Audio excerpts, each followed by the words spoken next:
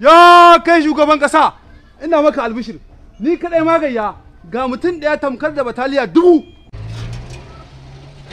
Aha. Yo wai hayaniya mi nake ta ji nan.